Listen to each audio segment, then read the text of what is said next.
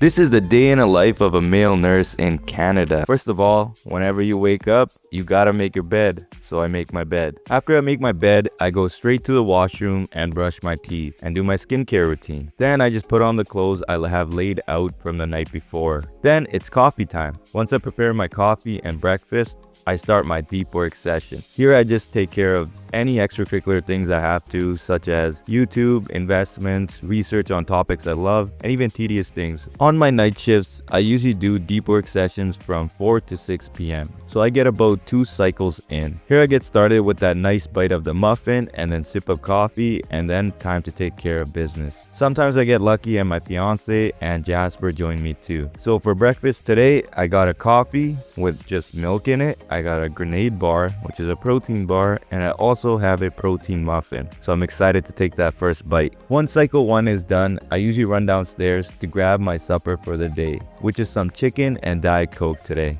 Then for cycle 2, as I got some food in me already, I pop an Adderall if I feel like I need it for the day. And then we start cycle 2 and take care of more business before work. All right, just like that, deep work session is done for 2 hours. And now it's time to start my shift. So you know I'm locked and loaded. Got my glasses here, got my badge, critical care. We got some sunscreen to protect the skin, you know how it is. And what else do we have here?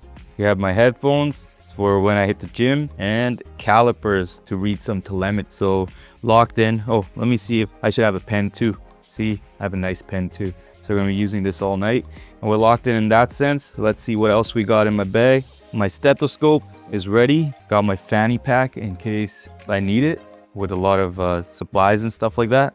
I got some snacks. So these guys are pretty good. They're 130 calories per bag. So better than the alternative eating like 10 chocolates that I normally used to do. Got gym clothes and got my laptop charger as well. And on top of that, I got 2 protein shakes over here too, for before my intermittent fasting. That's gonna start at 11 p.m. So I'll drink those protein shakes after my first workout. I brought my laptop and got additional papers, just in case I need to write more. As you can see here, little Jasper doesn't want me going to work. So I just made it to work right now. I'm in the parking lot. Luckily, during night shifts, there's a parking spot that you can just pay $4 and go to work. It's pretty chill for the whole 12-hour period.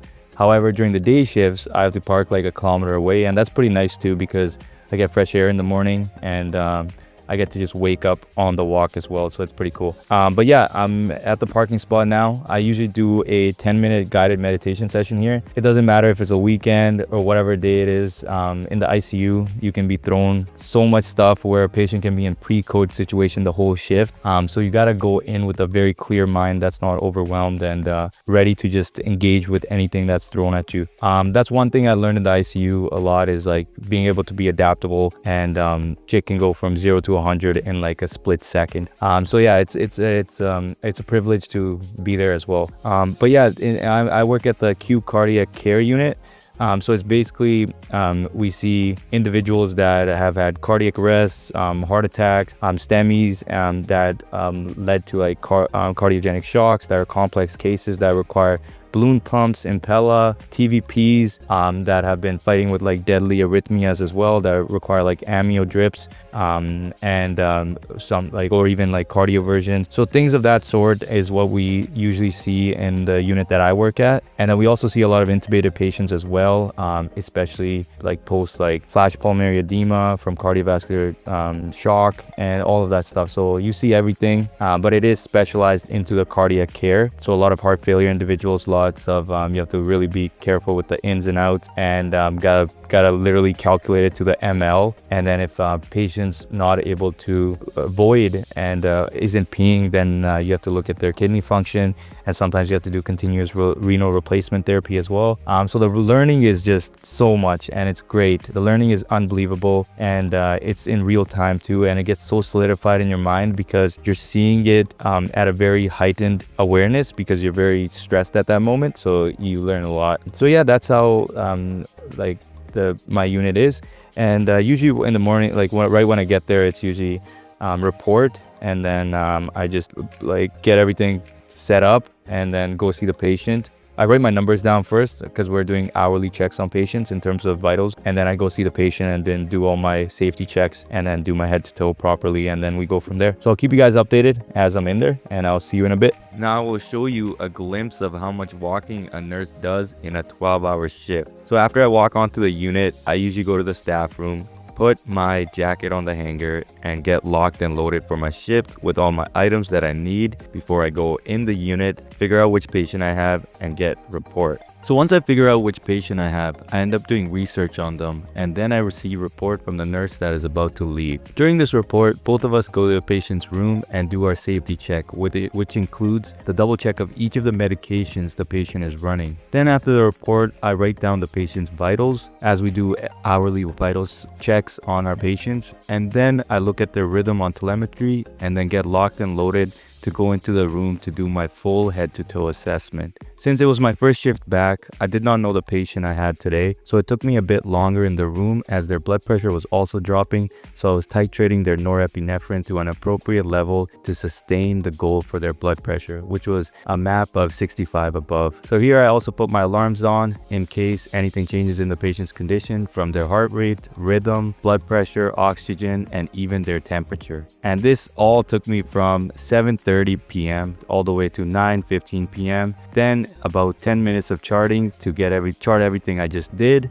And now I even forgot to pee, so time for a washroom break once I give report to my buddy nurse for break number 1. So then it's time for some strength training. So now it's time for break number 1. Now I have to go from the 5th floor all the way to the basement and continue my walking spree to the change room to hit the gym. 9:30 now, about to do my lift. I got my first break, so I'm gonna do a 30-minute strength training lift right now, and then I'll update you with how my day was and how it started, and now 2 hours I was stuck in my patient's room doing my assessment and taking care of business. So time to get I'm pooped. Let's get a workout in. So for my strength training session today, I only have 30 minutes due to a busy shift. So in the 30 minutes, for the first set, I will do 3 sets of weighted dips, supersetted with push-ups until failure. Then 3 sets of single leg mini squats, hopefully it's called that, supersetted with both legged glute bridges. Then 3 sets of each leg kettlebell throws, supersetted with RDLs. And then lastly, 3 sets of goblet squats, supersetted with lateral lunges. And that's it for today's strength training session. So now it's time to get changed and go back to the unit, where I'm gonna do a lot of walking again. All right, now I'm back on the unit. First, I go and check on my patient to make sure they are doing okay. Then I receive report from my buddy nurse in terms of any updates when I was gone. Then I look through my orders to make sure no new orders were included during my break. Then I usually prepare for sign out rounds, where we let the physician overnight know if we have any concerns about our patient that needs to be addressed before they go and do their shift in the ER as well. During this time, simultaneously, I am doing hourly checks on my patient and charting everything I do. So now it's around 11:30 p.m. I usually get prepared for my next head-to-toe assessment and try to get ahead of the game in terms of getting everything ready for the remaining of the night. This includes bringing in medications that may be running out soon, checking orders for blood work that I need to do after my second break, making a list of everything that needs to be done for the day shift, such as new tubing changes, bringing in brand new supplies and labeling them, and lastly, finishing any pending charting, which includes clearing out all the pumps at midnight as we make sure we do a full 24-hour fluid balance around midnight as well. Remember, this is all done while simultaneously keeping a very close eye on my patient. Then it's time for the next thorough head-to-toe assessment around midnight and charting before I go on break number 2. And don't forget, I'm covering my other buddy nurse at this time as well, so I'm helping them with any vitals that I have to do, any pending orders that they may need help with, and things of that sort. Alrighty, 1 o'clock in the morning, 15 to 1, about to do our break number 2, 5K run time. And then I'll update you with what I did throughout the day. Yeah, I'll let you guys know in a little bit, right when I have some downtime, because I have to go get this run in. And then it's like a rejuvenation every time I go to the gym, and then I come back fresh and I can be there for my patient at a very high level again. I'm in a very productive manner as well. I'm efficient, I'm confident, I feel really good after, and mentally like clear as well. So yeah, let's go do that 5K run.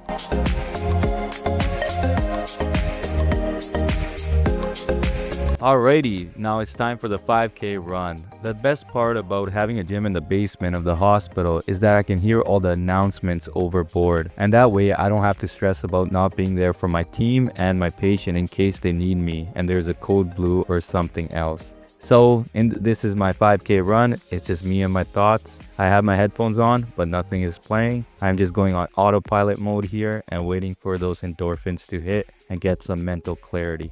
Now I'm back on the unit and it's time to start performing all the remaining orders I have to get done before the day shift starts. Unfortunately, during this time, we also had a code blue, so I rushed and helped by bringing the crash cart and putting the board under the patient during CPR. Luckily, we brought the patient back before the code team even got there, and the patient was completely alert and oriented from being dead 15 to 20 seconds earlier. As I was a recording nurse as well, as everyone found a role to do during this time, I had to chart every single detail, including the actual time at the time and the initiation of the runtime of the actual code itself, including when CPR was initiated and when the rhythm pulse check was done and what was the rhythm before we administered the first shock. Although we brought the patient back and they were completely alert and oriented, once the code team came, the physician also ordered a bunch of medications as they noticed there were electrolyte imbalances that may have caused the deadly arrhythmia. So I was responsible for charting all of that while other nurses were preparing and administering those medications.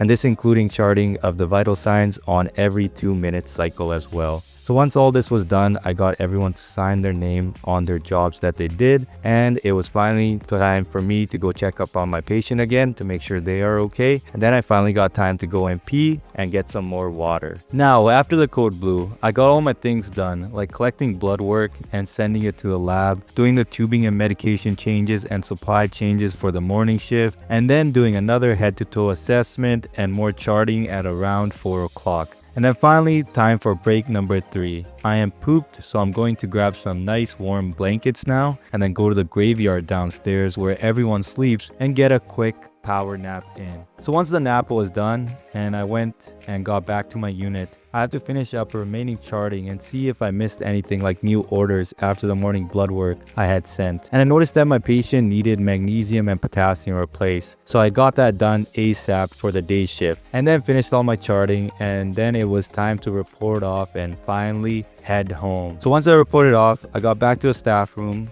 got changed, and headed downstairs towards my car. And this is where you'll see more of me walking. Just like that, the vlog is almost at an end. Don't worry, I will update you with the rest of the day. Last shift, last break, I ended up just doing a power nap, just because we ended up having a code blue that we had to hustle for. So I was exhausted, and I'll keep you updated with how the day went and what I did. I'm just waiting for my car to warm up, and then I'll go home, take a nice warm shower, and then once I'm all I have my clothes out for tomorrow, once all that is done, I will see you guys and update you with what I did and how the day was. So yeah, see you in a bit. Haha. Alrighty, let's fast forward to bedtime now. Yeah, I got home, took a nice warm shower, got rid of all my clothes, threw them in the laundry, and then got my clothes ready for tomorrow as well. And I already have meal prepped as well for tomorrow. So I get to get up at about 4 p.m. It's about 8:30 right now. Yeah, today was a crazy day. Yeah, I'll walk you through the whole day. So basically, I got to work 20 minutes early, so I got there 7:10 p.m. I usually go to the front desk, and after going to the front desk, I find out what patient assignment I have. Then I go to that room. I end up doing research on the patient, so what brought them in, their past medical history, then looking at their labs, their tests that have been done, what were the goals in ICU today, and did we accomplish all the goals, what are the primary problems that we're working on as well with the patient. So those are some things that I do research on, and then after that I get a report, and then about 7:30 we get a report, and then me and the nurse I'm getting a report from, we go and check all the bags, all the medications. I just do a double check as they are critical medications and very powerful medications that make even small dose changes do a lot of changes, like in hemodynamics, blood pressure, all of that stuff. So yeah, we just verify that, and then then it's my shit start. And then I go into the patient's room. I end up doing all my safety checks, and then after doing the safety checks, I put my alarms on as well for the parameters that the doctors are looking for. And then once I do that, it's all about head to toe. So that's what I started at about 7:40, and I got out of the room at like 9:30 p.m. just because during my head to toe, my patient's blood pressure was dropping, so I had to titrate the medications as well, just to make sure that it was like okay. So yeah, that whole thing took me about 2 hours, and then finally finished my charting at about 9:30, all the way from 7:30. And then once I finished my charting, then we started breaks. And then on my first break, I went to the gym. As you saw, I worked out, got my strength training session in, and then right after that, got back to another fresh start for another few hours. And then we ended up, what happened then? Yeah, titrated, kept titrating medication still, then did another head to toe. So every 4 hours we do another head to toe. And these are very, very precise assessments. Like you have to be very critical and very present with every body part, and you can't miss anything. It's because it's critical care. So a lot of changes do happen within like hours, and you'd be surprised at how clear lungs can sound at the beginning of your shift, and then the second time you do your assessment, how crackly they can sound. It's a wild experience in the ICU, how real-time changes happen with your body right away. So yeah, that's where I was. Then came the second break at about 1 o'clock. Went and ran a 5k, got alert again, and I'm ready for another session, like another work session. Then all of a sudden there was a code blue as well on our floor, and then I took the code card. We rushed in there, and we were able to they were in a dangerous arrhythmia, and then we were able to shock them back into a normal rhythm after basically bringing them back from the dead. And it was really neat because there was no downtime. It was really quick. CPR was done for only about a minute, and we were able to bring the patient back. So after that is when I had to take care of everything as well, where I got to do another head to toe, and along with that, changing all the lines and the bags, blood work as well for patients. And then after blood work, any type of electrolyte imbalances we have to correct them before the day shift starts, as the doctors need that for rounds, and nurses, everyone needs that for rounds that are usually at 9 a.m. So I replaced all the electrolytes. Magnesium was replaced, potassium was replaced, and don't forget about turns every 2 hours, and vital signs every hour, especially if you're titrating like very powerful medications that are affecting the hemodynamics. Like in real time, you're stuck in the room for a little bit, just until the blood pressure and stuff kind of levels out. So yeah, that's a day in the life of a male nurse in Canada. It's usually not this busy. I mean, it can be worse than this, but it could be better too. For instance, tomorrow I'll most likely have the same patient, and on top of that, I'm not running tomorrow, so it's just gonna be a quick strength training session, so I can actually enjoy my breaks, doing other things like sleeping. Today, the third break, I was so pooped I actually went to sleep. So yeah, that's how this goes, and I hope you like that vlog. I'm thinking of doing more of these. Let me know in the comments below if you guys like this stuff, and I'll continue doing it, and maintaining confidentiality and stuff like that with the FIA agreements that nurses have in Canada as well, where I can't disclose any information that can actually indicate who the individual was that was under my care or who I'm talking about. So gotta be very careful with those things. But yeah, I'll continue doing these kind of vlogs. I think they're fun. They give me energy too. I was literally running on 5 hours of sleep today, so it was pretty cool. I'll see you guys in the next video, and please don't forget to subscribe, like it, share it, and let's continue to grow together. Bam. Good night, friends. Peace out.